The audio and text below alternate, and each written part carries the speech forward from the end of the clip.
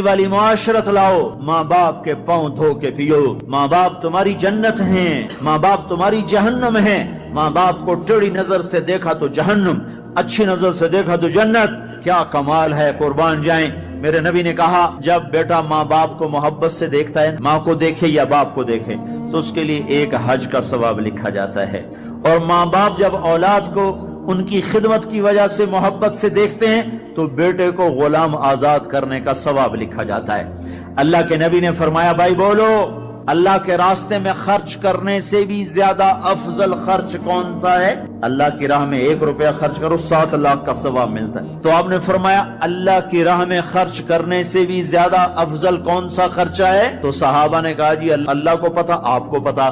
تو آپ نے فرمایا بیٹے کا ماں باپ پہ خرچ کرنا اللہ کی راہ میں خرچ کرنے سے زیادہ افضل ہے۔ اب میرے تو مر گئے، تمہارے زندہ ہیں تو کچھ کر لو، مر گئے تو بعد پھر ہاتھ ہی ملتے رہ جاؤ گے۔ پر وہ بھی اب کسی کو توفیق نہیں ہوتی کہ کوئی افسوس اور غم ہو کہ کتنی بڑی دولت سے میں محروم ہو گیا۔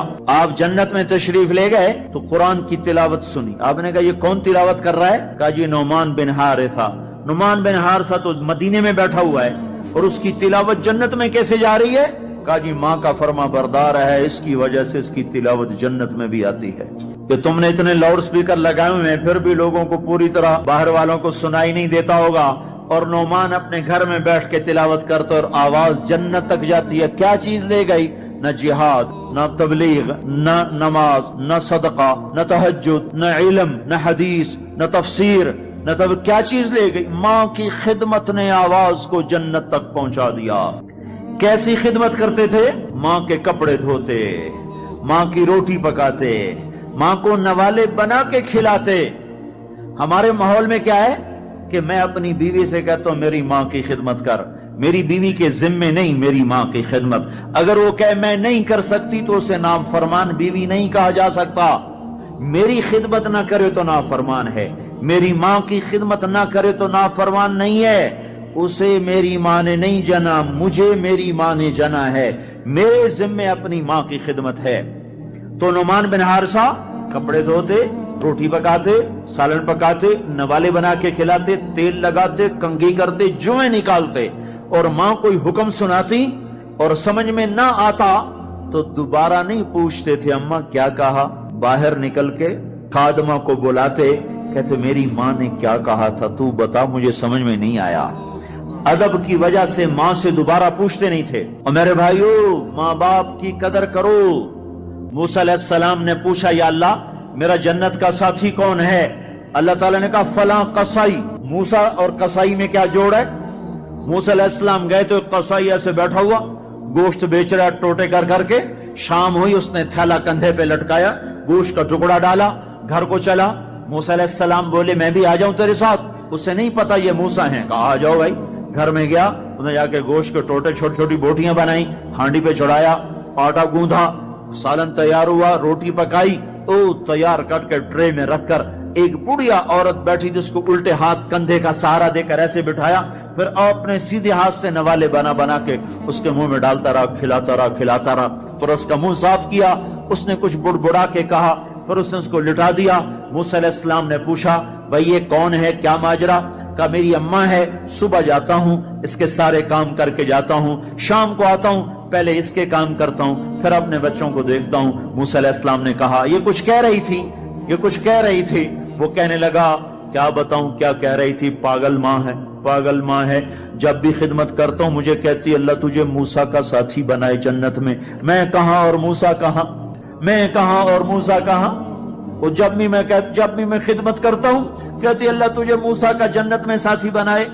آئے ہائے، موسیٰ علیہ السلام بولے تیرا کام بن گیا، تیری ماں نے تجھے موسیٰ سے ملا دیا۔ اے ماؤں کو راضی کرو، نبیوں کے ساتھ جنت میں پہنچو گے۔ ہائے، میرے نبی سے پوچھا گیا تھا قیامت کب آئے گی، تو آپ نے یہ نہیں کہا تھا جب زنا زیادہ ہوگا، جب قتل زیادہ ہوگا، جب پتھروں کی پوجا ہوگی تو قیامت آئے گی۔ میرے نبی نے فرمایا تھا جب اولادیں ماں باپ کو ذلیل و رسوا کریں گی اس وقت قیامت آئے گی، جب ماں باپ سے ایسے بات کریں جیسے نوکروں سے کی جاتی ہے تو اس وقت قیامت آئے گی، جب ماں ڈر رہی ہو کہ میں کہ میرا بیٹا کہیں بدتمیزی سے مجھ سے بات نہ کرے.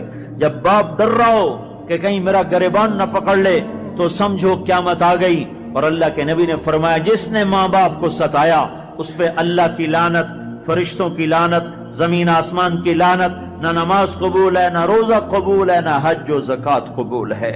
ہائے ہائے، میں ایک شہر میں گیا، ایک نوجوان میرے پاس آیا کہ میرے باپ نے میرے اوپر زیادتی کی ہے، میری سناؤ. سنتے سنتے پتا چلا کہ اس نے اپنے باپ کے خلاف عدالت میں کیس کیے ہوئے ہیں. میں نے کہا بیٹا تو جلدی سے چلا جا، تو شکر کر تیرے اوپر آسمان نہیں ٹوٹا، زمین نے تجھے نہیں نگلا، تیرے اوپر کوئی آگ کا کوڑا نہیں برسا، اور اللہ نے ابھی تک تجھے درگزر کا معاملہ کیا ہوا ہے. تو بیٹا ہو کر باپ کے خلاف کیس کر رہا ہے. صرف تو نہیں رگڑا جائے گا، وہ وکیل بھی رگڑا گیا جس نے تیرا کیس تیار کیا، اور وہ گواہ بھی رگڑے گئے جنہوں نے گواہی دی. ارے ظالم، بیٹا ہو کر باپ کے خلاف تو کیس کرتا ہے. تو میرے بھائیو، اپنے ماں باپ کی خدمت کر کے جنت لے لو، جنت بنا لو. یہ جہان بھی سنورے گا، اگلا جہان بھی سنورے گا. ایک نوجوان تھے، ان کا نام ہے کلاب. وہ گئے اللہ کے راستے میں. ماں باپ تھے بوڑھے، ضعیف، ہاتھ بھی کامتے تھے. تو ان کے باپ نے کہا بیٹا جب تو بچہ تھا ہم نے تجھے پالا، جب ہمارے ہاتھ کانپنے لگے نہ تیری ماں مجھے گلاس پکڑا سکے نہ میں خود پی سکوں، تو ہمیں چھوڑ کے چلا گیا.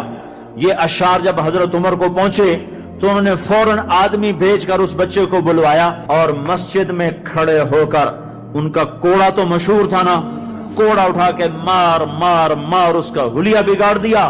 کہ بوڑھے ماں باپ کو چھوڑ کے جہاد میں جاتے ہو، بوڑھے ماں باپ کو چھوڑ کے جہاد میں جاتے ہو، مار مار. جب تک تیرے ماں باپ زندہ ہیں تو اس گھر سے قدم نہیں نکال سکتے.